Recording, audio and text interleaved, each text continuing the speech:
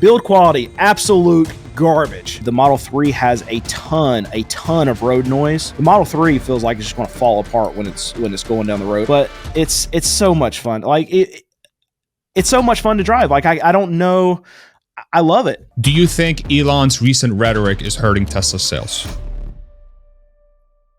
So we've got Brandon here from Car Questions Answered, but also from a brand new YouTube channel that Brandon has launched, EVs on ICE, electric vehicles on internal combustion engines. And if you don't follow Brandon closely, number one, you should. And number two, Brandon is a used car dealer who just very recently has gotten into the EV world. He has purchased 2 Teslas, a Model S and a Model 3. And Brandon is returning to our channel. We had a discussion a few months ago, I believe, on a lot of questions around the electric vehicle market. You know, Brandon thought that it would be very wise for him to get a lot more exposed to it since he is a car dealer and there is a shift towards electrification in some respects. And what's going to be really cool about this conversation is we have someone that is on, let's call it the opposite end of the universe as it pertains to automotive. We cover electric vehicles very heavily on this channel, but now we have someone who is essentially crossing the chasm to come over to, let's say, our side for a little bit. And so we're going to pick his brain on what he's learned, his likes, dislikes, where he sees the automotive segment going, and how he sort of envisions electric vehicles fitting into American culture. And so, Brandon, thank you so much for coming back. I'm just going to give you the mic, bro. Just start spitting some knowledge, bro. What you got? What you got for us? Yeah, I appreciate y'all letting me come back. This is one of my favorite things to do, being able to come and talk about, especially stuff that I've learned. Because before I had the conversation with you guys, finding out what I really wanted to buy as far as electric vehicle, I didn't know a whole lot. I mean, I know the numbers, I know where the market's going, things like that. I'm seeing them at auction. But as far as the technology goes and actually having the experience of driving the vehicle, I've had almost no experience with that. So it's been enlightening to say the least, to be able to get into these 2 Teslas. It was not my original intention to buy both a 3 and an S, but it was very difficult for me to find an S that would come up for sale at these auctions that I go to on a regular basis. But I would see 3s all the time. They're everywhere. So I got antsy, impatient, and went ahead and bought a 3. And then obviously 3 weeks later, I saw like the perfect S that I wanted to buy. It came. So I have both of them now. I'm planning on keeping the S for a while. I do like that one more than the 3. We'll get in that in just in a little bit, but there's pros and cons with both of them. Pros and cons as far as what I'm looking at as far as just the cars in general are concerned. But I initially went to try to go buy some from buy an S from a used car dealer, and it was a nightmare. I don't know why anyone would ever buy a car from a used car dealer ever. And I'm a used car dealer. Don't buy a car from me. This is an absolute nightmare. I went and tried to find one that had really high mileage that was really cheap. The first one that I tried to go buy was a 2000, I want to say it was a 17 Model S. It had 186,000 miles. And it was $13,000 online. But the second that I walked into the dealership, it turned into an $18,000 car, and it had no charge. It had 1% charge on it, so I couldn't drive it. These freaking used car dealers, bro. These freaking used car dealers. My God. So anyway, that's my experience. And then as far as trying to buy one, there was a few other dealers, and it was the same experience with all 3 dealers. Anyway, I found one at auction, and that's what I got. So do you want to know like what I bought, mileage, costs? Yeah, give us a little bit of detail there, and then I will tee up sort of the first question after you go through that details. Like, what is the most surprising thing from ownership? And then we'll kick it off there. Okay, first thing. So cars prices. The Model 3 is a 2019 Standard Range Plus. I don't know the difference between a Standard Range and a Standard Range Plus, but I got the Plus, whatever that is. And it's got 86,000 miles on it, and I paid a little over 17 grand for that one. And the Model S is a 2019. It has the Raven package in it. It's a long range, and I paid right over 22 grand for it, I believe, and it's got 100,000 miles on it. But since I was able to get a contact in Tesla to be able to check all these cars before I actually bought them. I checked this one, and the battery on the Model S had been replaced 1 month before I bought it. So so I think that's huge. I think I stole that car. Yeah. So most surprising thing that I've found, I have not had to go to a charging station. I did not think that was going to be. I've driven them now. It's been a month and a half that I've been driving these two cars. The Model 3, I drove it for 3-4 weeks before I got the Model S. It only has 200. An optimistic 200 miles of range on the battery, and I never even really cut it close. I just plug it in at night and not even have to think about a charging station. So I think that's going to be something with me starting this new channel and being able to talk about some of the things that people don't think about, and plug my channel real quick. Go check it out. It's EVs on Ice. I'm going to be showing my experience of owning these Teslas, finding out stuff that you Tesla fanboys just take for granted that we non Tesla people don't know about. And the charging was a big surprise to me that it's a non-issue. If you have somewhere that's easy to plug it up at home, it's not an issue. Would you say it's very difficult to convey this fact unless you own a Tesla? I think it's going to, because you're not going to be able to cut through the noise. And I think anything that you're dealing with as far as education goes from Tesla, it doesn't matter how easy of a concept it is. Even if I can say, look, it's don't think of it as a car, think of it as a cell phone.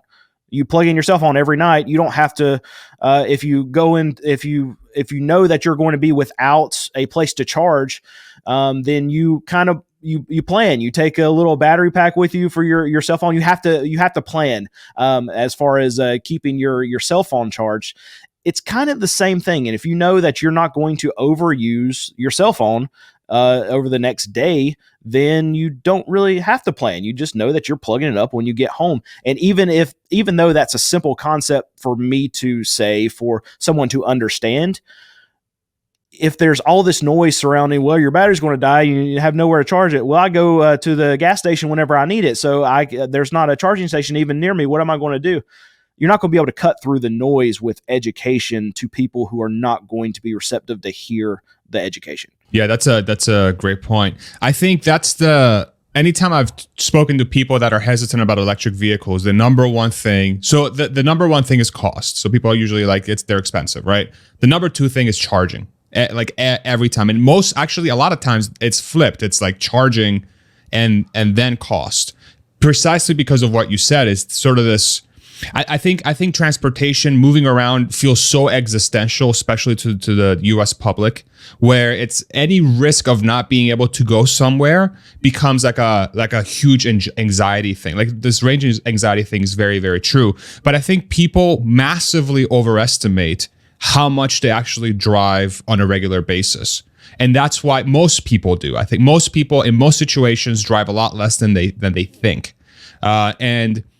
And it's kind of like, but it's hard to convince somebody of that, because, people like to think that they know themselves better than anybody else, right? Of course, and that makes sense. And anytime you try to say that, you come, even though you're not trying to be condescending, it's like, well, you can't tell me that. You know what I'm saying? Like, I know my driving habits. I know my car. I know what I'm comfortable with. And so let me ask you this. Do you think the amount of mileage in these cars that you own, do you think this is enough mileage for most people? Or do you think that there still needs to be more work done to increase the mileage in these cars? Honestly, I think it's fine. Even the 200-mile range one that I had, I went to an auction one day. I was like, okay, I'm gonna push this all the way and see how optimistic this battery says it is. I dropped it down to about 10% of the battery when I pulled into the house, but I'd planned that out to be able to see it. But I think the way that you can look at it in these longer range models that are going to have 350 pushing 400 miles of range, the way that I think we have to convey this to people who don't understand or have the range anxiety, you have to say, okay, well, are you filling up your gas tank literally every day? and they're going to say no. They fill it up. Even if they drive a lot, it's going to be every 3-4 days. I say, well, imagine, okay, after you drive at the end of the day, you're literally just filling up your gas tank every single day when you pull into your garage or you're plugging it up at home. That is exactly what you're doing. So you even if you feel like you're going to run out of this range, if it, you're just not going. I know, I hear what you're saying, where it seems like you're insulting someone's intelligence, but you almost have to be able to convey this point where literally you're filling up your gas tank every single night by doing this. Yeah. So, it's funny watching you sort of like having to navigate these minefields now. And what's funny is, so I've only put out one video on this channel. It was just a couple days ago. And it's going to be very interesting because my comment section is already a war zone. So it's just interesting being able to watch these, because I'm bringing in and it's a completely different audience than what I'm used to. Most of my audience is going to be, they're going to be ICE drivers, and that's what they know. So I'm bringing in some of that audience, and I'm also bringing in some of your audience as well, just by having like Tesla in the title. And those two groups of people don't like to converse with each other very much. So it's very interesting. So even if you don't want to watch my videos on this new channel, just come over and just take a peek at the comments. It's very, very, very fun. It's almost like a microcosm of like our political discourse, if you really think about it, especially with the thing that happened yesterday with the whole Elon Trump. It's like, it's so fascinating to think about. Hans, go for it. I know you want to throw in a couple cents. Well, yeah, I was going to say, part of the space that we end up playing in is really just stuck in the new car sales space. And, Brandon, you're, as a used car dealer and as someone who really tries to educate and inform people about the used car buying experience, like, your target audience, honestly, is someone like me. I have never bought a new car in my life.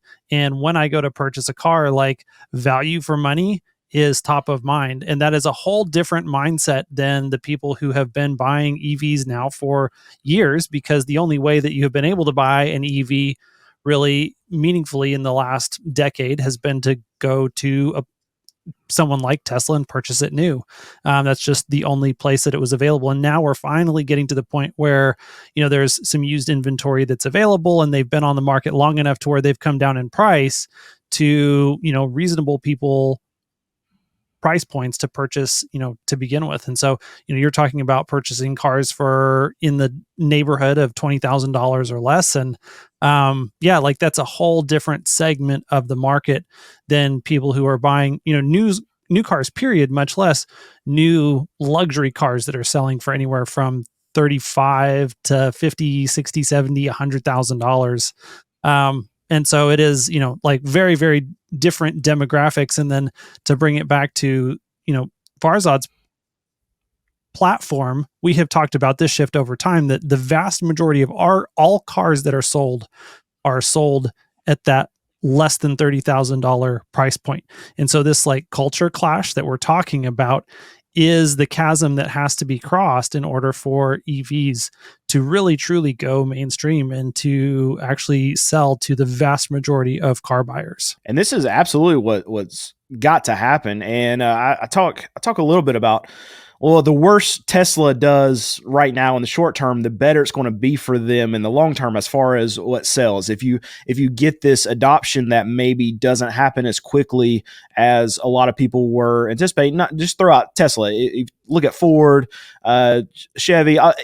If adoption doesn't happen as quickly as a lot of these manufacturers thought it would, then what's got to happen is there's going to be downward pressure on the new car sales, and that puts more downward pressure on the used car sales. And if the used EV space, used Teslas, if they get cheaper, more people can then get into. I wasn't even thinking about this 6 months ago, 12 months ago, but because there's been a ton of it's probably not so much on the new side from Tesla. I know there's been a lot of price cuts, things like that, missed deliveries. But from the used EV space, those prices have absolutely tanked over the last 6 months. And there's a lot of factors to go into that. But that's because the prices have dropped so much. That's why I was willing to do this little experiment. And there's going to be a lot of other people that, okay, maybe they didn't want to spend $35,000 to just have a side Tesla to try it. So because they didn't want to just jump into the water with their only vehicle. But when they come down to 20,000, when you can find one for $15,000, $16,000, $17,000, then people can afford to have that as their experimental car. And that's going to be better for Tesla in the long run, because now you get these consumers that are willing to spend that kind of money on a car. Then maybe they fall in love with it, and then their next new vehicle is going to be that Tesla. Yeah, and that's exactly the position that we were in this year, is that we had 2 ICE cars, both of them used. My very, very old Honda Accord that had well over 200,000 miles. I finally was like, okay, I can't stand this thing anymore. I need to go get something new. And as our second vehicle that I was able to purchase for, basically $21,500, a used 2018 Model 3 that was a long range dual motor with 55,000 miles, including the FSD package fully purchased and premium connectivity. And I felt like that was a very reasonable price to pay for that vehicle. And since I don't have to rely on it to do everything that I need to do with the vehicle, we still have our Toyota Sequoia when we need to take long road trips with lots of people. We have all the room necessary to do that. And so when I need to do large vehicle things, I've got my large vehicle. But right now, even my wife primarily drives the Model 3, that it has consumed probably 80% or more of the total miles that we drive every month already. And, the cost to operate that vehicle is very low. It's obviously, much cheaper than gas on the Sequoia. And we just plug it in, like you said, every night. And the next morning, you can go anywhere that you need to go that day and never have to worry all day long until you get home.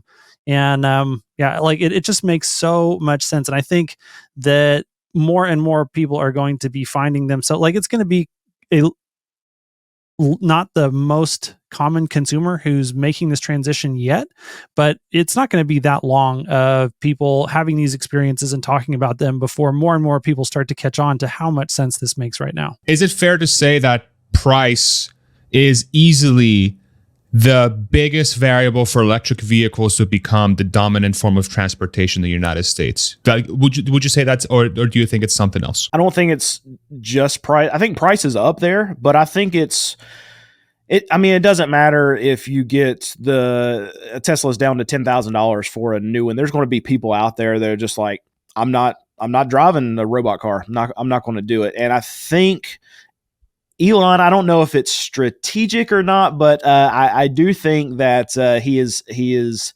doing a good job to go out and support the Republican Party, support Trump, because that's where those people are going to. That's the spectrum of those kind of people that are just going to be like, I'm never driving one. I don't care. I feel like it's been shoved down my throat, and just because they want me, whoever the collective they is, they want me to drive. They're making me drive this car. I'm not going to drive it. So I think there's a lot of that. But if you're talking about just mainstream, it's so hard to not want to use.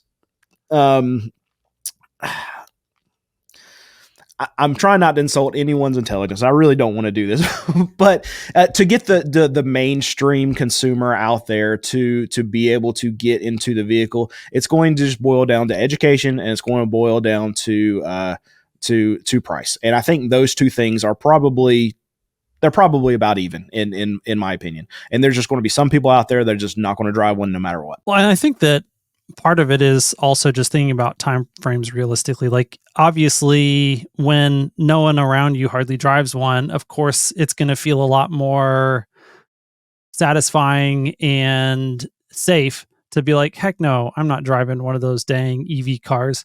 But if you give it enough time and enough people, we're already at the early adopters in the used car market who are buying these vehicles. If you give it 10 years, pretty much you'll definitely be deep into the normal middle of the bell curve. Average buyer will just as likely as not buy an EV versus an ICE car. And at that point, I think, a lot of that hesitation and basically vitriol, like all the pent up feelings of, hey, all these people, they want me to drive this dang car and I just don't want one.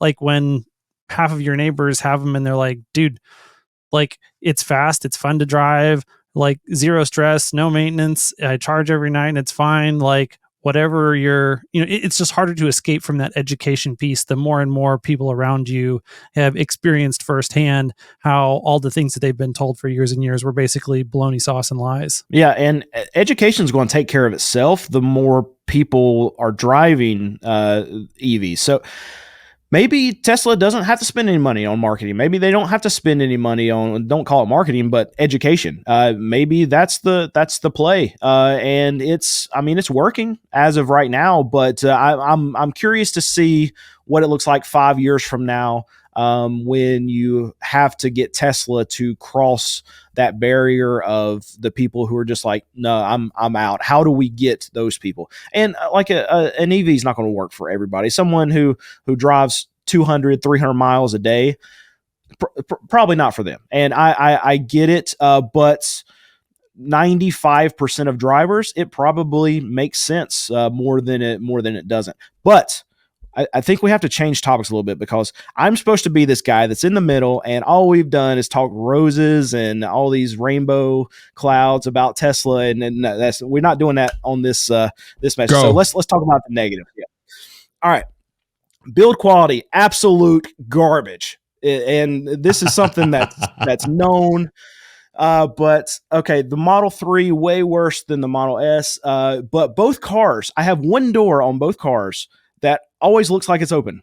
It's closed, but the door, the hinges aren't lining up just right. So if at certain angles, it looks like the door is not even shut. And it's the back door on the Model 3, but my Model S that I've been driving, it's the freaking driver's door. So there's this little whistle that happens in this car the whole time I'm driving that just drives me absolutely nuts. Model 3, all the plastic clips on the inside have already been busted off. So you have just the trim is all flapping around all the time. You've got the Model 3, the top of the steering wheel is already starting to come off of the actual material of the wheel. All right, what else? The battery, the mileage versus what you actually get from what the car's telling you, not even remotely close. Very optimistic. Yeah, it's so optimistic. Like especially in hot weather. Yeah, and it has been hot here in North Carolina where I am. The Model S, the one that's got the brand new battery in it, it was even like 70, 80 miles off of the full range when I now. I mean, when I drove it, it was hot, so I ran the air conditioning the whole time. But 70, 80 miles, that's a lot for it to be that optimistic. Tesla is definitely a glass half full kind of car.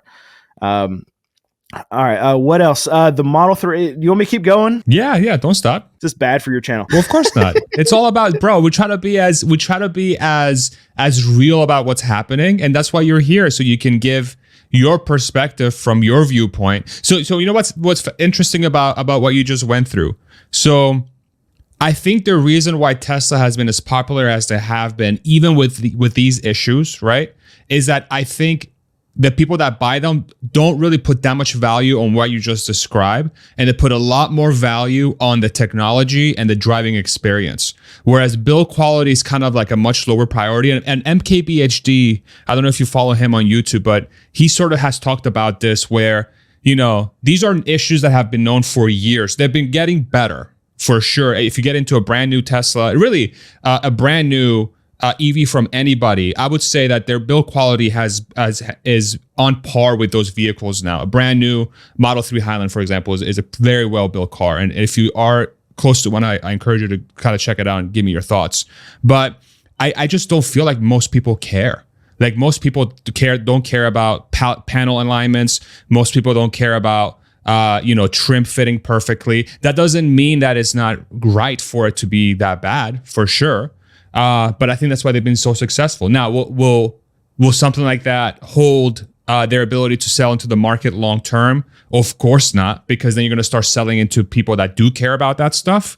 But I think the improvements they've had from a build quality perspective has helped them. What else? What other negatives do you have? Cup holders suck. That's for my wife. She wanted to let us know that.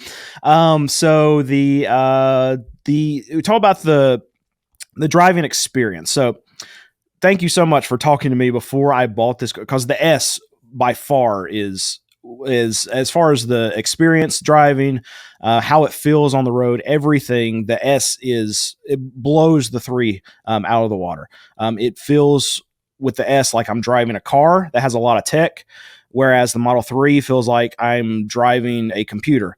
The Model 3 has a ton of road noise. The S also has some road noise, but it's not even close to as bad as what the Model 3 is.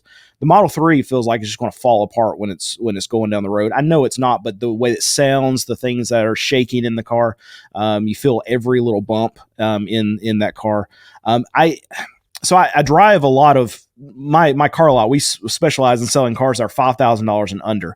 So I've driven some more expensive BMWs, and I really want to relate it to like a like for like vehicle. Like I look at the Model S, and the same price point is going to get you a really nice BMW sports car. So I wanted to compare it to something like that, but you can't. It's not even close as far as the build quality. So just circling back, I look at the Model 3, and it feels like the way that it handles the noise that's in the car, it feels like it's a really, really fast 2005 Kia Spectra. That's what I've really connected it to. It feels like a cheap car with an amazing computer in it. But it's so much fun. Like it's so much fun to drive. Like I don't know. I love it. Like I can look, just like you're saying, like I'm around cars all the time. I can look past all this little stuff the second that I hit that gas pedal. And it's so much fun. And the tech is good. The tech in the Model 3, I feel like it feels better than in the S. The screen's more responsive. I hate that they're both a 2019, and the Model 3, I can use my phone as the key. In the Model S, you cannot do that. They did not actually update that, I think, until 2021. I looked it up. And I don't understand why the same type of system would not be in the same year card. Maybe, Farzad, maybe you can answer that for me. But you cannot use your phone as a key in a 2019 S. Okay. Which key do you have? Do you have the little car key for the Model S? Yep. Okay, maybe that's what it is then. Because I remember having a 2016, and I had to use the little key thing. I'll double check for that. I'll double check that for you after the pod is over. But wow, okay, if that's the case, that's I've researched it, and you can't use your phone as a key for S. Yep. You wish you could. You wish you could have used your phone for the key, right? So you can just approach it like the Model 3. Yeah. That's one of like those like silent features that are pretty sick. Yeah, and I love that about the Model 3. And as terrible as the quality on the Model 3 is compared to the Model S, the Model 3 was actually more fun to drive. It's not faster than my Model S, but it feels faster. And I don't know if it's because it's smaller.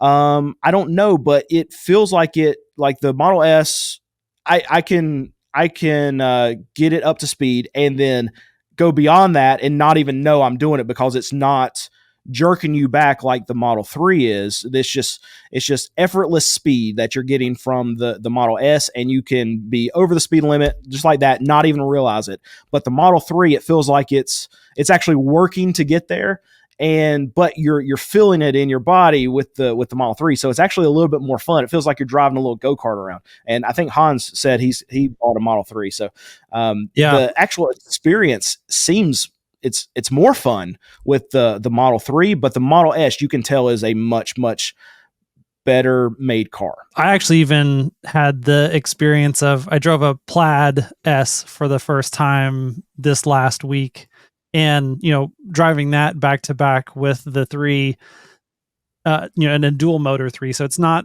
a dual motor performance, but it is a dual motor. So it's got quite a bit of pep to it.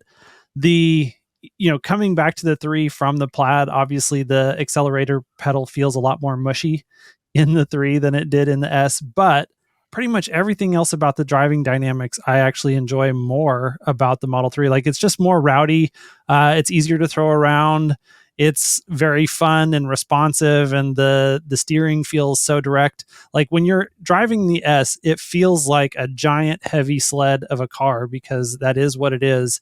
And I mean, it will accelerate for days, but in that way it almost reminds me more of like an homage to a classic muscle car where, it's big and heavy and it'll go fast in a straight line.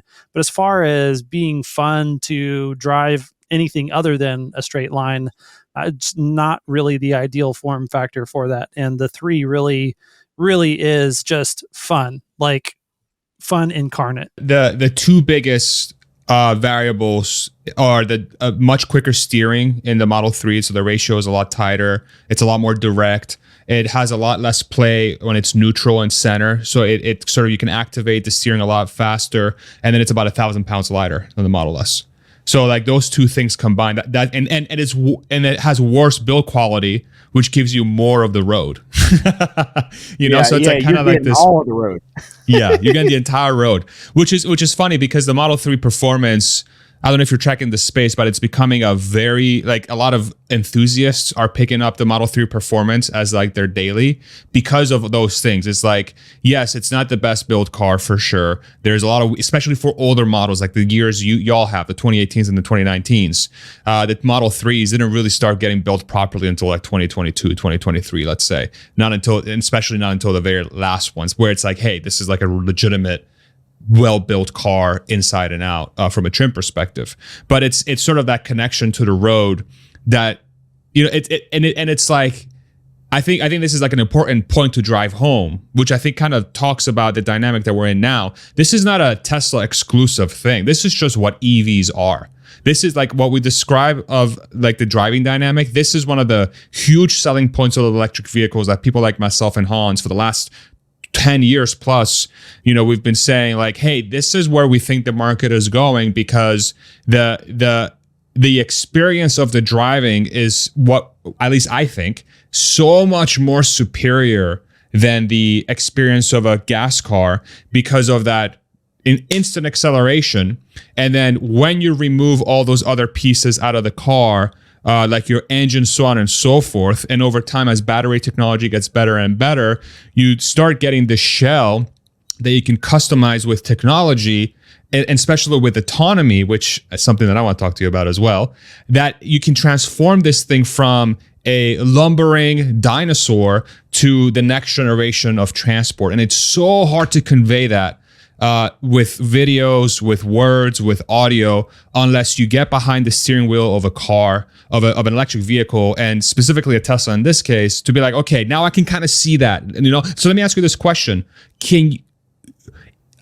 So would you say that it's become a little bit, I want to say, maybe I'll say easier to understand where people like me and Hans are coming from? And do you agree that there's something there? Like sort of how we've been talking about this space, or do you still feel like would you say that is a fair statement, what I just described? I've only owned, I can't believe I'm going to say this. I've only had these cars now that I've been driving for 2 months. And I've told my wife, for a daily driver, I don't know why I would ever drive anything else. And it's, I love the experience. I love the car. It's a fantastic car. I love that I've not been to a gas station in 2 months. I love that I'm not going to change the oil in this thing. Now I haven't had anything break on it yet. So I haven't had that experience. Something's going to break. I don't like the quality of the car, but as the quality is going to get better. There's no way it goes down from here. So I can absolutely get on board. I think it's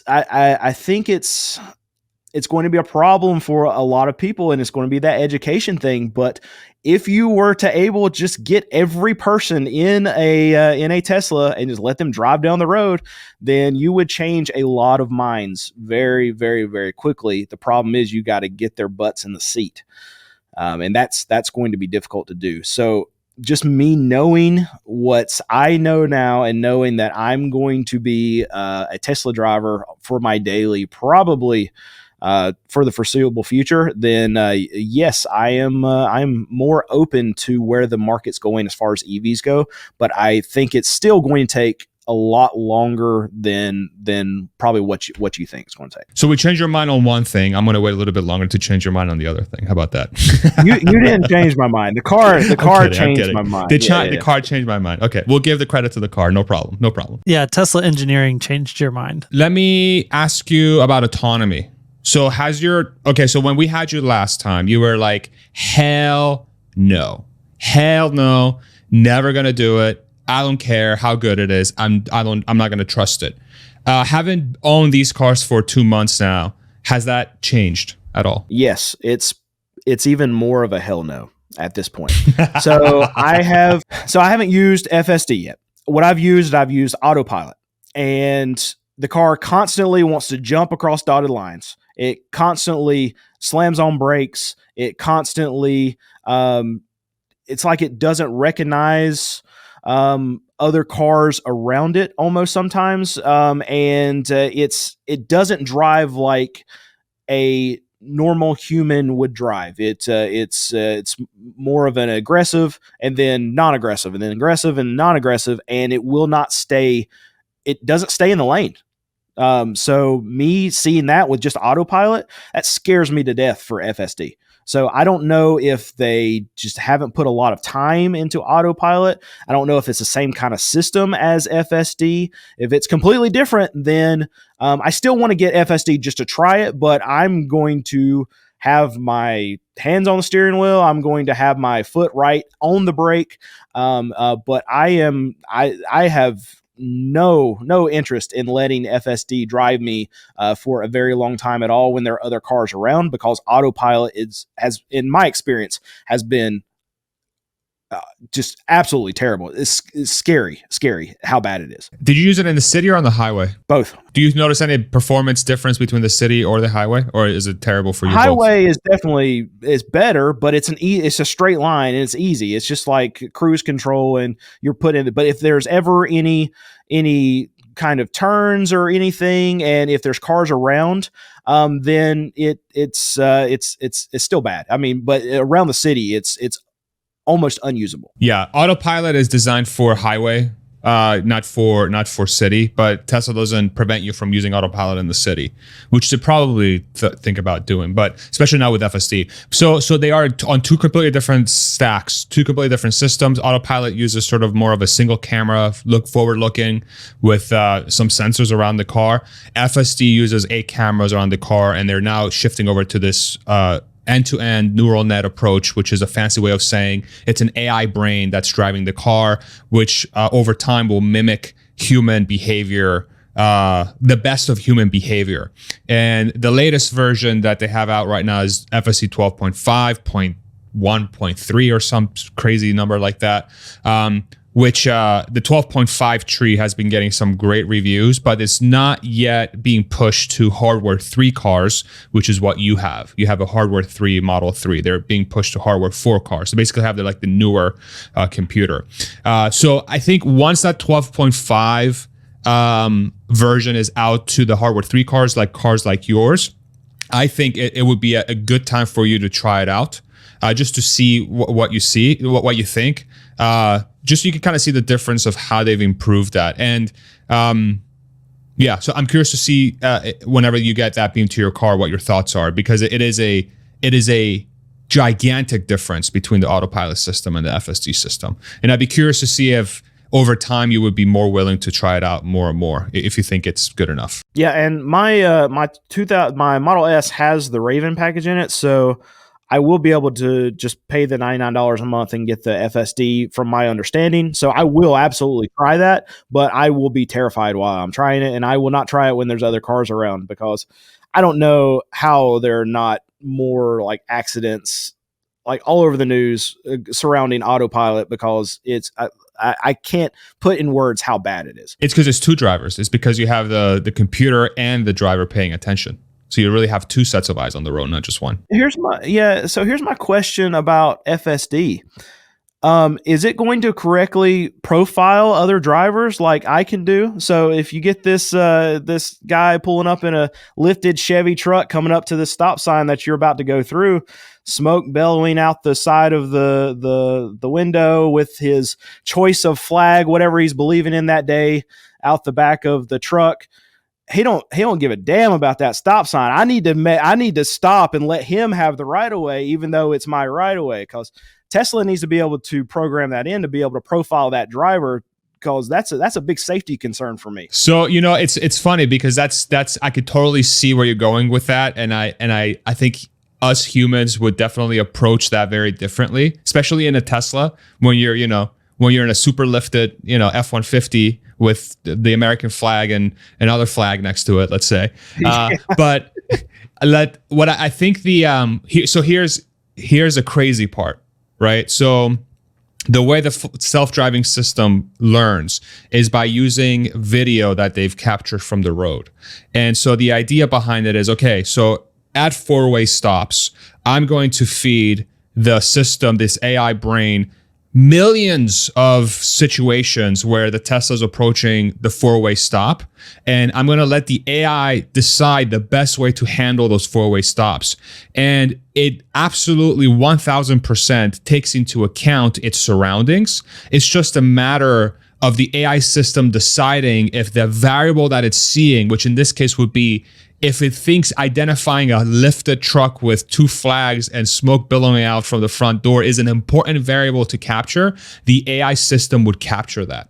And so it's kind of wild to think about, but there is a world where the car would very much behave differently around different cars. And I'll give you a perfect example of this with the latest system. When you're on the highway and you're going past an 18-wheeler, like you're passing on the left lane, for example, the car will bias towards the outer lane, so that it doesn't get as close to the 18-wheeler, to give itself more room between the 18-wheeler. So that's a very small example of that. But the AI system, in theory, is flexible enough to take into account any variable that it sees as a decision to drive. Because again, the idea is to mimic the human brain. And that's it's so hard to convey this to you were talking about, it's hard to convey how nice it is to not have to go to a gas station and not have to worry about charging until you're behind the steering wheel of the car. It's hard to convey just how fundamentally crazy this self-driving approach Tesla is taking with their AI approach versus using what's called heuristics, which is what Waymo and the other guys are doing, which is sitting down and writing a bunch of code and how to behave around stoplights, how to behave around stop signs, how to behave around school buses, how to behave around cop cars, so on and so forth. They're just giving this to an AI brain, and the AI brain just figures it out. Very interesting. So what I'm hearing from you is when I'm driving on the highway and there's a big Cadillac that's only going 50 miles an hour in a 70 mile per hour speed limit, that Tesla's already going to know that old man with the big prescription sunglasses, we need to go around him. That's what I'm hearing, right? There is a world where that would 1000% be the case. Yes. So then we're going to have a bunch of discrimination lawsuits on our hand for the AI is correctly profiling these people, right? Yeah, in this day and age, everybody will go to jail. Everybody will go to jail because everybody's just racist and terrible sexist people, so on and so forth. Okay, what does your wife think of the car? Both cars. She thinks they're both ridiculous and there's no space in it. And there's a ongoing joke in our house because when you pushed me into the Model S, you said that I believe you used the word cavernous for the trunk of the Model S. Yes. We could barely get a stroller in the trunk. So this was coming from, I think at the time, brand new father, right? How big are your strollers, bro? It's a normal stroller. I got one kid. It's a one kid stroller, and it would barely go in there. So no, the trunk is not Model S trunk? In the Model S, yeah. You sure you have a Model S, bro? With the hatchback? Yeah, I got a Model S. I know what it is. What car do you usually put that stroller in? I mean, we've had big SUVs. That's we've had that. She's got Honda Odyssey, so she's got a van. I've had trucks. Of course. Trucks. Yeah. I mean, compare a sedan to a truck and a minivan and a huge SUV. Of course, No. The joke is because you use the word cavernous. And the trunk is not cavernous. For its class. I should have said for its class. Okay. Is that fair? That sounds better. It's the same size as any hatchback car. It's not any bigger or any smaller. It's the same size as a hatchback. Anyway, that's the running joke. She is a very functional person. It's cavernous, yeah. She is a very functional person, so she does not care about the acceleration. She doesn't care that it looks like a cool car. She doesn't even really care that much about the tech. She's very, very functional. I got very lucky to be able to find her and marry this woman. But the downside of that is things that in cars that I'm going to think are cool, she don't give two whatever's about, right? So she thinks the experiment is awesome. She thinks it's very needed for someone who is going to try to align right in the middle of all these both sides of the anti-EV discussion. I'm going to be able to hopefully bridge that gap. She loves that aspect of it, and she likes the idea of the car. But as far as driving the car, she doesn't care. So let me ask you a more of an industry question. So how do you view Tesla's 2025 coming up here, especially in relation to other EV manufacturers? Why the Tesla? Why not a Mach-E? Why not an EV6? Why not an F-150 Lightning? Why the Model S and the Model 3? And then we'll turn that into a discussion. So there wasn't even a thought for the other automakers to even get into an EV. And it's just because of the longevity of what Tesla's already been able to, I won't say perfect, but they've spent way more time than Ford has actually making these vehicles. And that's really the biggest thing. When I think EV, and I've not been following the space for a very long time, but when I think EV, I think Tesla. I don't think anything else. So there was really no thought even to look. The only other like EVs I've really looked into have been Rivian, but that's what they do. So Tesla, they make an EV. Rivian, they make an EV. They don't make gas cars. So I want to, if I'm going to buy an EV, I want to buy an EV from a company that does EVs. Ford does not do EVs. Tesla does EVs. Rivian, they do EVs. And that's where I'm going to gravitate to. And as far as looking at like 2025 for Tesla, are you talking about stock? You're talking about the technology? You're talking about adoption? Sales, performance in the US? Yeah, adoption. In my estimation, I think sales are going to come close to plateauing would be my estimate. Plateau to a little bit up, and that's because I feel like you're going to have a lot of these other manufacturers that are going to have price pressure down, and I think that you've already had the people who are they're just going to buy EVs. They've already done it, and I think because now we're seeing that the used side of these EVs is a viable solution. And every dealership that I've been to that have had Teslas for sale on the used side, they got people all over them. Like, they're selling them. So people are wanting to get into EVs, but now there are other options. And I think that's going to hurt Tesla. I don't think the sales are going down. I think they're still going to sell a crap ton of cars. I just don't think there's going to be this logarithmic curve in growth. And I think the stock market agrees with me, because I think a lot of that growth is where a lot of your stock price has shot up over the last 5 years. And now there's been a growth scare, whether it's Tesla's fault, whether it's our economy's fault.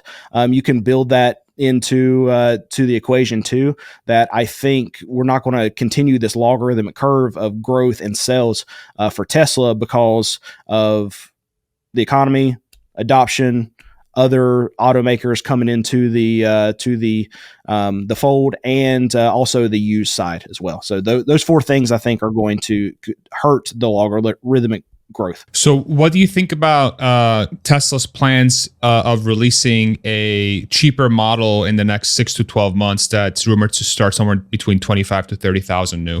Do you think that's going to do anything? I mean, do you ever believe timelines that Elon says anymore? I don't understand how we can keep hearing timelines from him, and there's never been, I think, one ever that he's been accurate on. I can give you three timelines. So 500,000 cars by 2020. The Model Y was released early.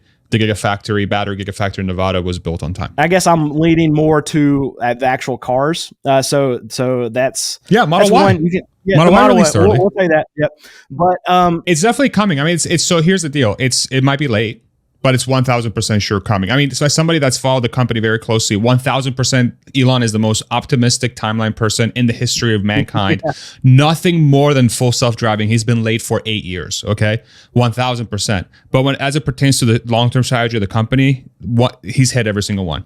He's just late on every one. So let's say by the end of 2026, let's use the Elon timeline. Just throw out a date. Say when that car releases. What do I expect? Perfect. There you go. Because I think the timeline. I mean, the Cybertruck took 18 years to come out, and he keeps promising. He's the greatest hype man for any company ever. He's the best hype man ever, because if your stock price goes down a little bit, oh well, Cybertruck's coming out tomorrow, so you might as well buy it now. And then tomorrow comes and Cybertruck's still not here, and it's also not $65,000. Anyway, so not yet. Not yet. So that's another thing. I mean, we've been lied to from the company about price points too. So do you feel like in the next 6 to 12 months they're going to put out this car and it's going to be the price that they say? The price that they hit came true years after. So the Model 3 does start at 35. It was originally launched at 35 in 2017, and it's 35 with inflation. So this is what I'm saying. Like, so every single one of these things that the company has outlined, they've been lies until they haven't been lies. And I think that's one of the things that's where Elon doesn't help himself. It's kind of like this, like you need 500 miles of range to own an EV. This is where Elon needs to like he needs to take every timeline he in his head, he needs to divide it by 10 and then divide it by 10 again, and then he'll be able to set a proper expectation for the markets. 1,000% confident that at some point in the future they will have a compact car that starts between 25 and 30,000. So when that time comes, what do you expect, Brandon? If they can get out an EV that is $25,000, it'll sell like crazy. And then they won't be able to keep up with demand, and they'll have to make sure that their margins don't get absolutely crushed, because if they're not going to make money, I mean, I know Elon's big goal is not necessarily money driven, it's changing the world. But at the end of the day, I mean, shareholders, they need to see some money, right? So it's going to depend on margins too, and how many they're going to make, because you have this same kind of thing that's happened with Ford. I know Ford and Tesla are nowhere close to the same, but you have Ford Mavericks, the small truck that everyone wants to buy. If you put it on the Ford dealership lot, they buy it. But the problem is Ford doesn't make a ton of money on these Mavericks, and they make a lot of money on their F-150s. So yeah, these cars can sell like crazy, and it's going to really depend on if they want to mass produce stuff like that, and if they want to make as many of those as they're making the Model 3s or the Model Ys, that they're going to probably make a lot more money on.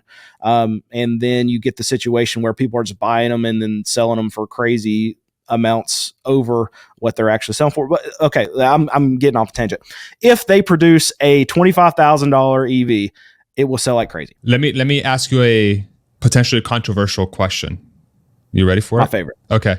Do you think Elon's recent rhetoric is hurting Tesla's sales? Short term, yes. Long term, it's going to be good for Tesla, I think. Help me understand that. I think he can gain a wider... we're in YouTube. We talk about audience all the time. He can gain a wider audience for who is okay to try the technology if he is seemingly coming on to their side in looking politics, whatever you want to call it.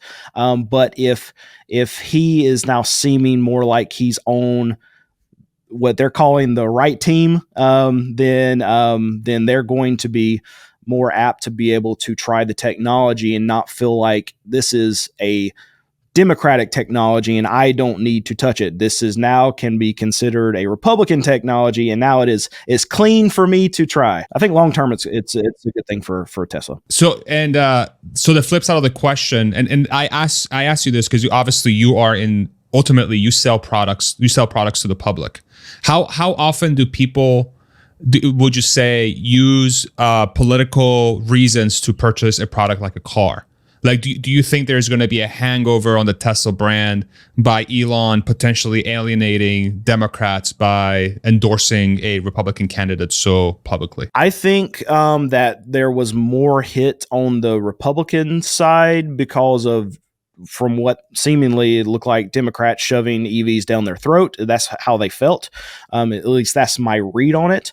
And then on the flip side, I don't think there's going to be as much loss on the Democratic side of the EV sales, because you're also looking at saving the planet, climate change, stuff like that. These are things that the liberal side can definitely get on board. And there wasn't that much of that on the more conservative side. Not that conservatives don't want to save the planet and keep it clean and everything like that, but there's not that much. It's not even close to as much of a drive for that as there is on the Democratic side or the liberal side. So I feel like it's going to be not the same amount of loss. If Elon just came out and was the Republican candidate for president tomorrow, I still think you would have liberals that would still buy the technology because they want to still save the planet. One of the things that I find very fascinating about this timeline, this story, is that, Hans and I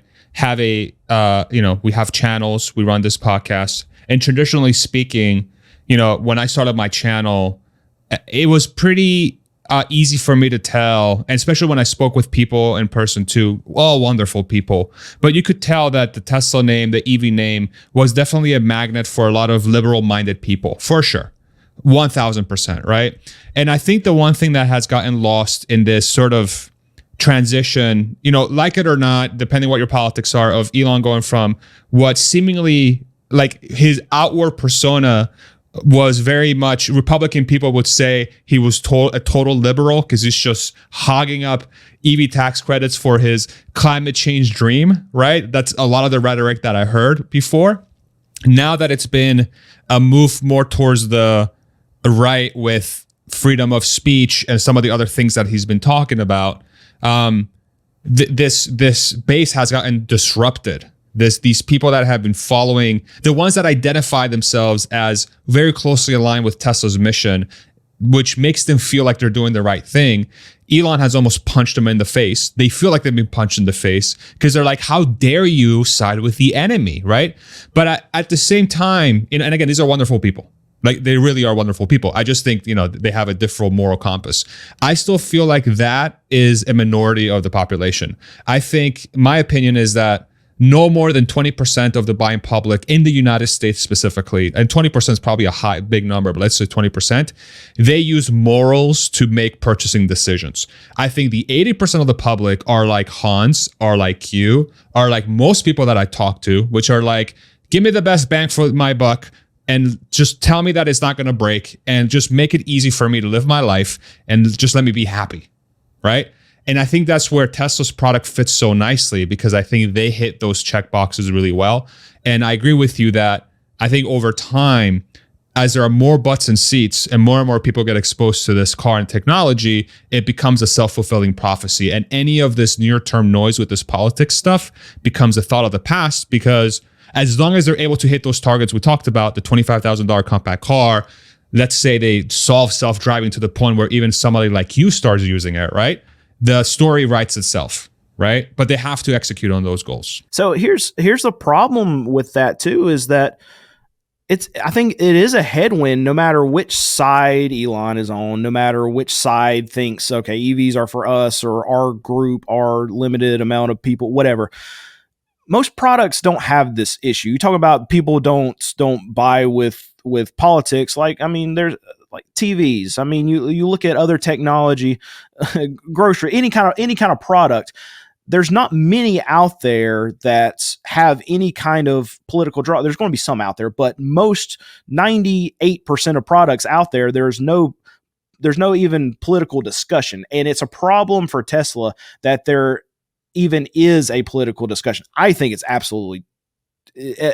so stupid. It's a car, it's a machine, right? And I do think it's going to be a headwind for Tesla no matter what the outcome is, no matter where Elon lands, because he's going to end up alienating some of the consumers that he wants to sell to, no matter what. So it's going to be a problem Tesla's going to have to sort through, because Elon, he doesn't care who you vote for. He doesn't care what you look like, where you live, whatever. He wants to sell you a car. Doesn't matter. Yeah, I think it's the commentary around it being a short-term problem. I think it's 100% fair. I mean, I've seen it. I see it in my comments. I can't believe Elon supported Trump. I can't believe Elon said this. I can't believe Elon said that. We're looking to sell the cars. I have a very good friend of mine, Gally, who has a fantastic channel on Tesla. He has personally experienced members of his family, like changing their minds on this individual and changing their minds on the product. But I still feel like all in, it's likely to be a small impact, but it's still a fascinating thing to track, because like you said, when's the last time this happened? Like, the only other examples I can think of is like J.K. Rowling and the Harry Potter franchise. She's very outspoken about trans stuff, right? On X, and her entire Harry Potter thing is like tied to her very specifically. You had the whole Target thing, you had the whole Bud Light thing, you had the whole Disney thing, right? So it's like, we live in times where companies somehow become political, even though they're not trying to become political. And it's all driven by our psychotic social media and mainstream media landscape. But that's a topic for a different day. Hans, I've been talking for so long. Do you want to ask Brandon anything? So is the political question marks around this going to delay your plans to start an all used Tesla specialized car dealership? No, when they get below $5,000, that's when I'll start one, I guess. But no, because I feel like, I know you guys think it's going to be really quick, but I think it's going to be a very long time before you get even like 50% of the population that's driving an electric vehicle. I know, I can't remember. There was an interview that me and Farzad did together. I don't know how long it was, but he put a time frame on it, and I need to go back and look at that video, because I said there's no way. I remember what the number is. 50% of new car sales by 2030 will be electric in the United States. I think there's no way, because I don't think by that time frame you're going to have a truck that people want to put to work. Like contractors are going to be able to. I mean, you can imagine. Home building, the economy surrounding housing and stuff like that makes up like 18% of our overall economy. That's a lot of people building houses. That's a lot of guys out there getting to work and driving a whole lot. And that's going to be a very tough demographic to be able to change. And what's the number one selling vehicle in the US right now? It's a F-150. It's going to be hard for Tesla to overcome that, because they're not doing it with Cybertruck. Have you seen it? It's hideous. And it's those the guys greatest fucking car on the road, bro. No, it's the ugliest thing I've ever seen. I haven't been in one. I've seen tons of them now, so they're everywhere. But the thing about it is, they're everywhere. Already, they're not special. Why are you contradicting anymore. yourself, Brandon? They're everywhere because they were special. Now they're not special, and on top of that, they're ugly. Listen, I can't wait for you to come back and change your mind on that too. I will not change my mind on that. Now, I think, like F-150 Lightning, they put out a truck that looks like a truck, and no one wants it. So I'm very. You're going to have to get truck buyers into electric trucks. That's how you get to that 50% number. But why don't people want the F-150 Lightning? Because of exactly what you said. Because when most people think of electric, they think of Tesla, right? So I don't know if you saw in June, I think June or July. So the Cybertruck is already the best-selling electric vehicle pickup in the United States already. It's been out for 7-8 months, and it's already selling more than the F-150 Lightning, Chevy Silverado, and the Rivian R1T. Already. Looking as ugly as you say it looks, and being as expensive as it is right now. That means something. Well, the thing, Ford sold 3 Lightnings last year, though. So it's not hard to do. You can't keep moving the bar, bro. Yeah. I'm just make sure we're putting these goalposts where they need to be for this truck. 50% new car sales EVs by 2030, and if I'm wrong, I'll buy you your favorite beer. Just a beer? 24 pack of your favorite beer. How about that? Okay, yeah, we'll do that.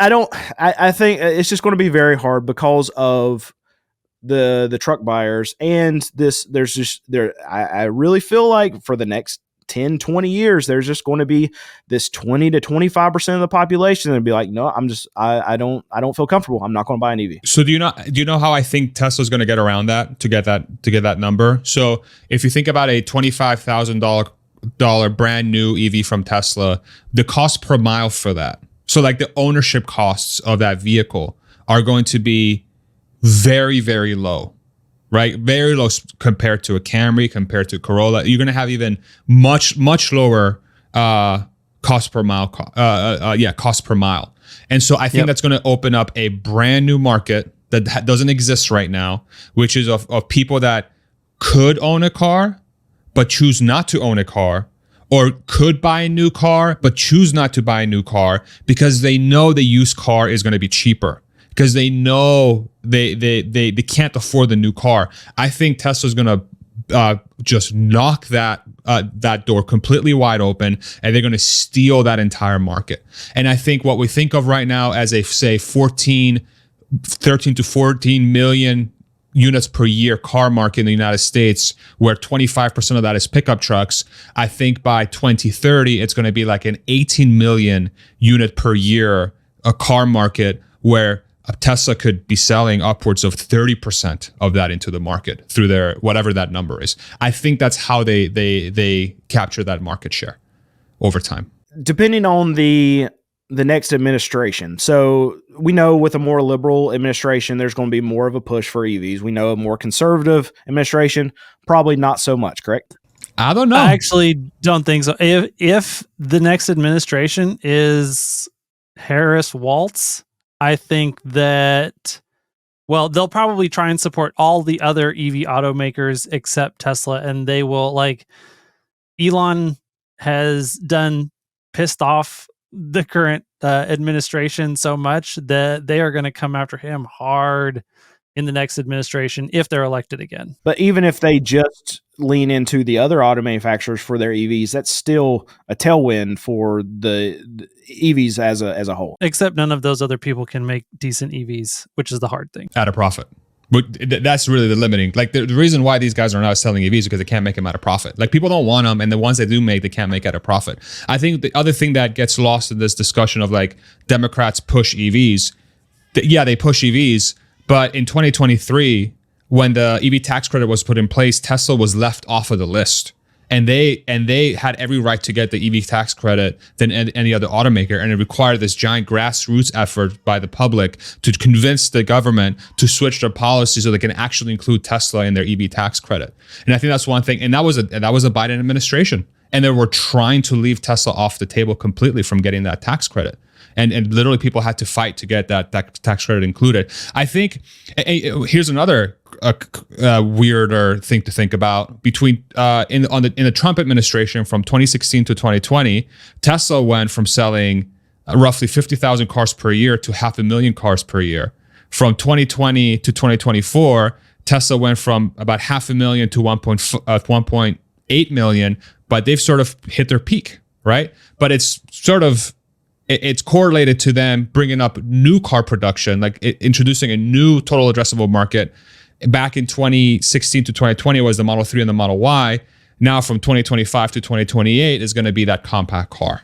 And I think regardless of what the administration does, to Hans's point, I think the Tesla's ultimate strategy is going to be just drop the price of the damn car so that more people can buy it. And I think this discussion sort of reinforces that for me. Because again, like you use yourself as an example, you would have never in a million years considered buying a Tesla, but until the prices came down to the point where like, this is interesting, right? I think a lot of people fall in that bucket. A lot of people. Brendan, let's stick for just a second on your example of the truck market before we move there. Because I think that you're right as far as contractors and people who are using these vehicles for work. Like at the end of the day, these are businesses, and these businesses are going to make rational business decisions. And so if you're going to have to spend more money on a Ford F-150 Lightning than you would spend on just the regular Ford F-150, it has got to provide value back to the business that makes up for the extra additional cost up front. And right now, Fords, they just don't really do that. And that's why the F-150 Lightning is hard to sell next to an F-150. Like if the F-150 Lightning provided more value per dollar than the F-150, it would be a no-brainer business proposition. They would sell like hotcakes. The commercial fleet would transition over to them very quickly. And right now, that's not where the Cybertruck is at either, because it is, selling Foundation Series only and $100 and some $1,000, and it just doesn't make a whole lot of sense. But if they can ramp up volume production to 250,000 a year plus, then that will, once they have those economies of scale, I think that they will reach those $60,000 to $70,000 entry price point vehicles. And at that point, I think it really become like, if it costs you the same to buy a gas F-150 as it costs you to buy an equivalent Cybertruck, and the Cybertruck's going to cost you half total cost of ownership over the life of the vehicle and all of the work that you're going to do with it going onto and off of job sites, as long as you don't have to tow heavy trailers for hundreds of miles every day. That it's just not going to do that one use case very well for a little while still. But if you're other than that truck, which you're probably not getting an F-150 for anyways, you're probably getting an F-250 or an F-350, then it's going to make sense for a lot of contractors and service techs and all sorts of, different tradesmen to transition, just because their businesses will be more profitable operating on the truck that you plug in every night.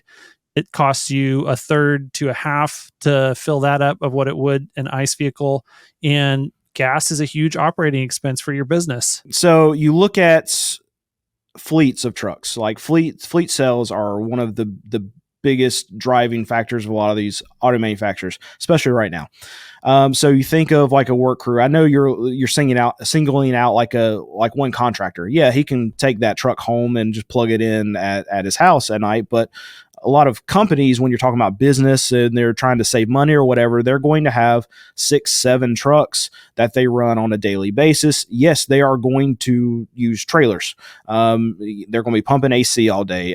So are we just going to have charging stations at each one of these guys' lots to be able to, okay, when they do have a haul that happens all day long, what are the situations? Because a lot of these people, these guys who are going to be buying trucks to go to work, they need that truck to work in every situation, not just for that situation where they're going to check on some job sites. They need it to be able to haul. Even if they're not hauling every day, they need it to be able to haul. They need it to be able to maybe run for 2 days, and they don't have the time to let it sit and charge for even charging at 30 miles an hour, which is what I think is probably going to be standard for most people, unless you have a supercharger hooked up at your house.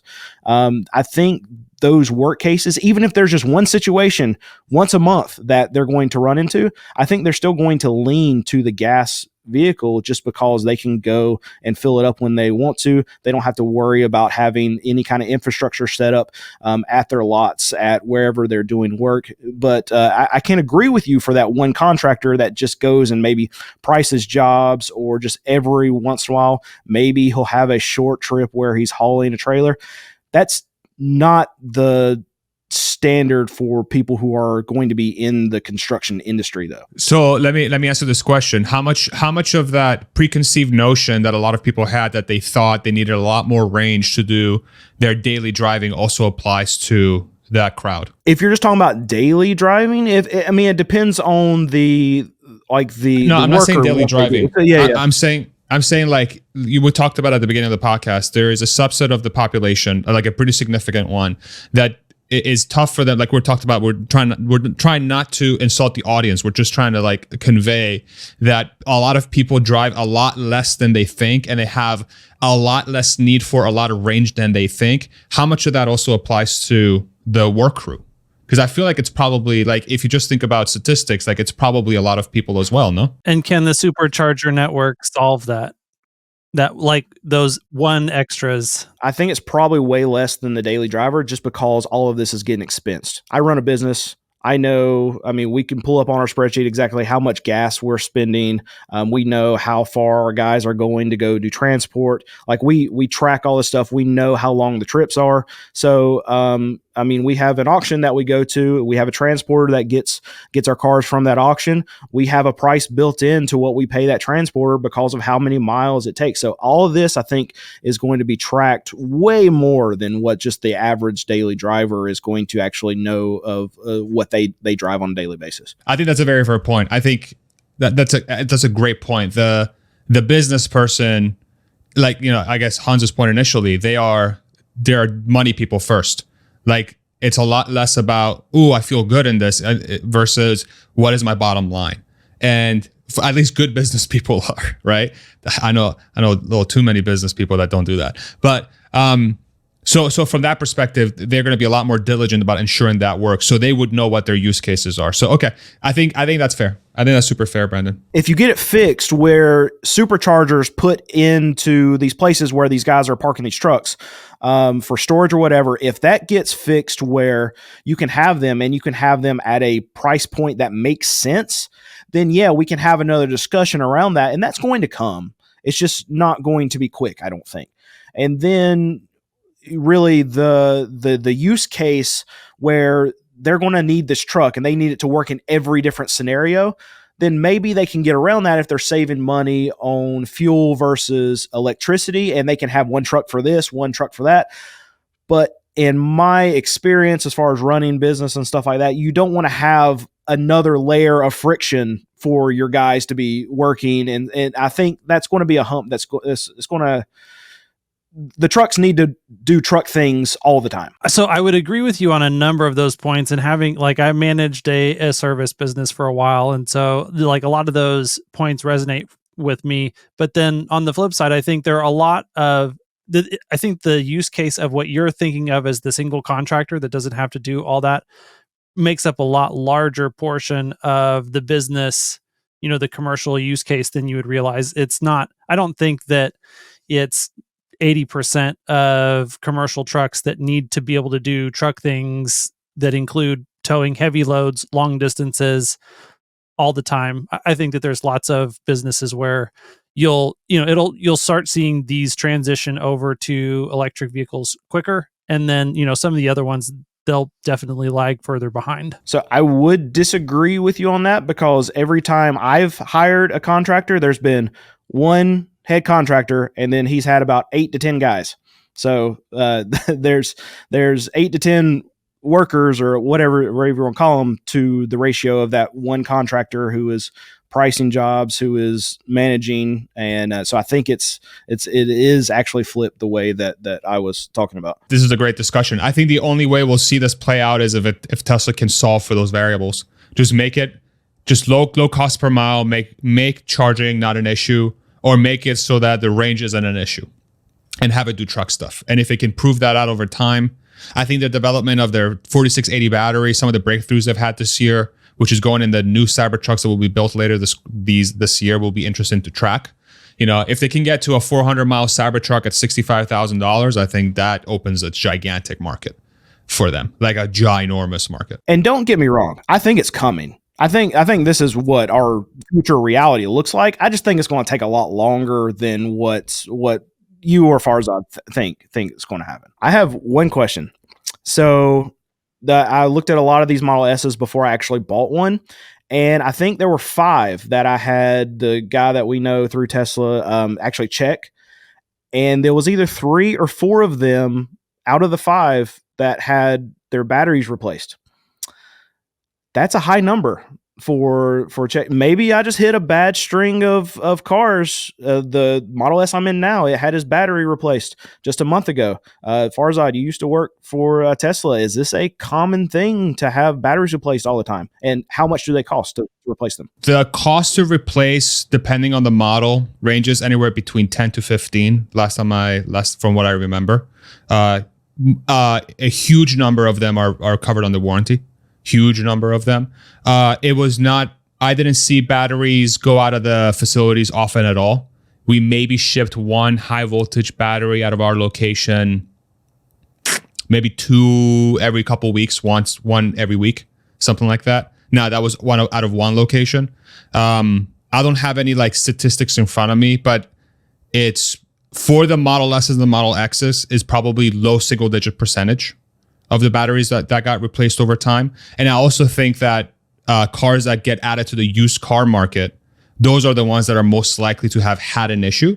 And that's why people are offloading them. I think a vast majority of those cars are still in the original owner's hands and they haven't had an issue.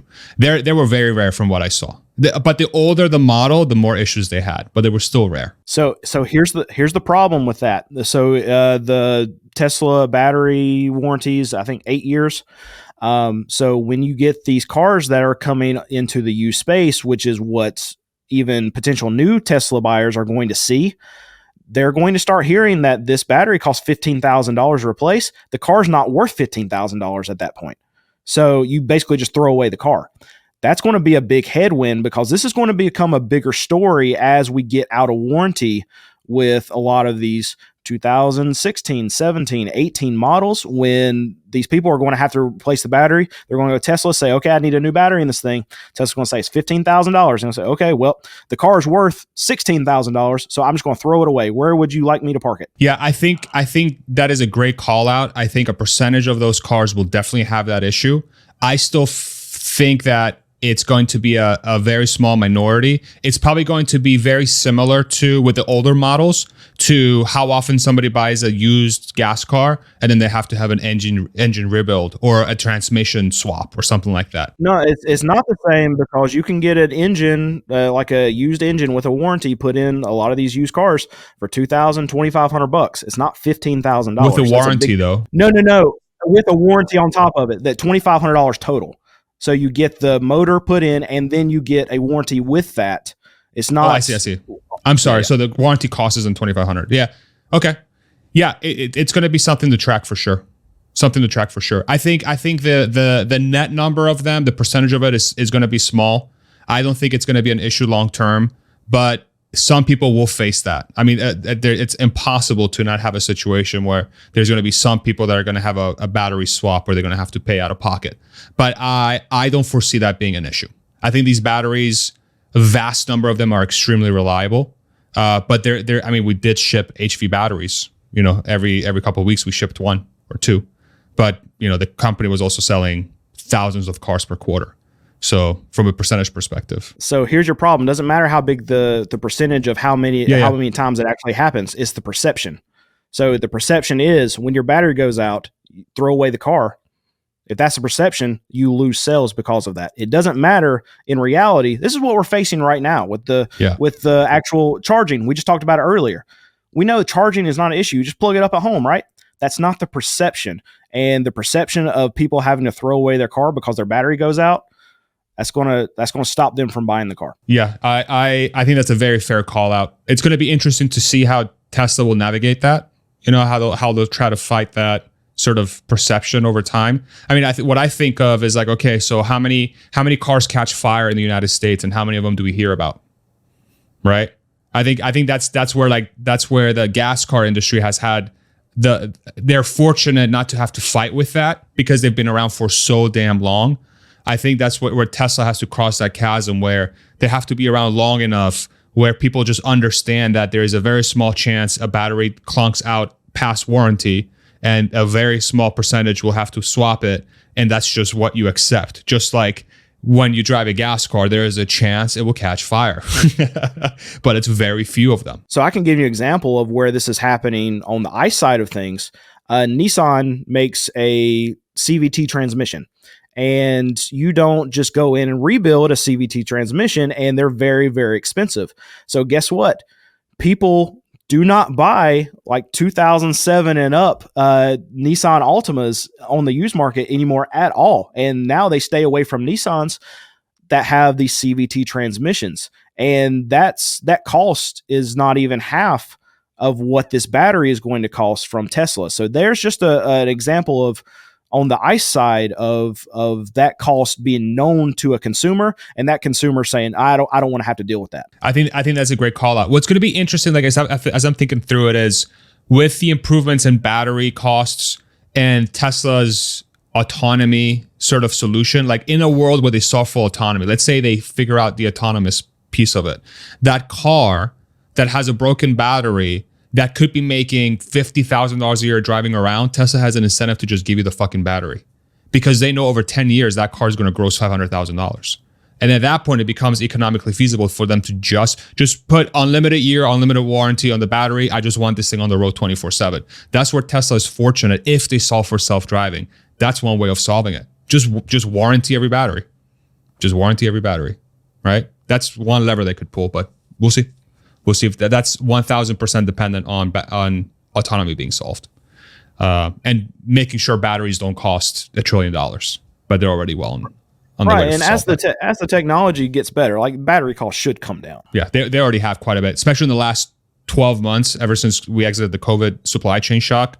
The cost of a battery has never been, I think it's $70 per kilowatt hour at the cell level, which I think is probably at least half the cost of what it was in your Model S versus now. So the cost of that battery today is already half, probably more. So yeah, there's a trajectory to solve for this. So I just want to shout out real quick. I know that, Brandon runs a used car dealership, and he said, don't ever buy from used car dealers because they suck. And that has, traditionally been my experience as well. But Auto Hub, just north of Fort Worth, they were great to work with on the purchase of my Model 3.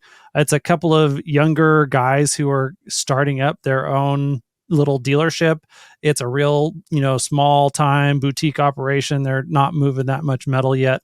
And they were awesome to work with, super transparent, very knowledgeable on the purchasing of an EV to get started.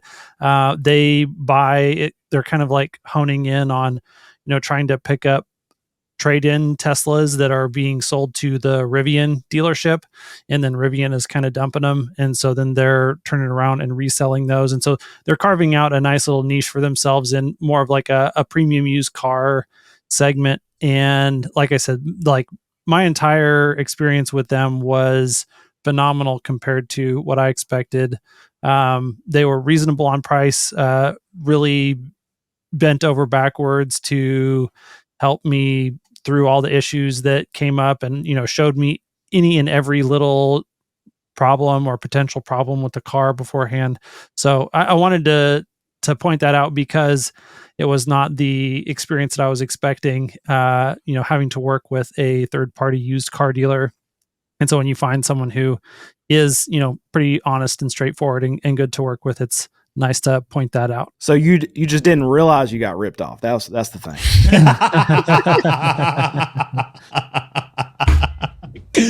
Oh man. Shout out Brandon. EV's on Ice. Make sure you go check him out. Brand new channel. The greatest used car dealer you'll ever meet in your life, on top of the ones that Hans just mentioned. He also has Car Questions Answered. Fantastic channel tracking the used car market. Brandon, thank you so much, brother. Really appreciate you.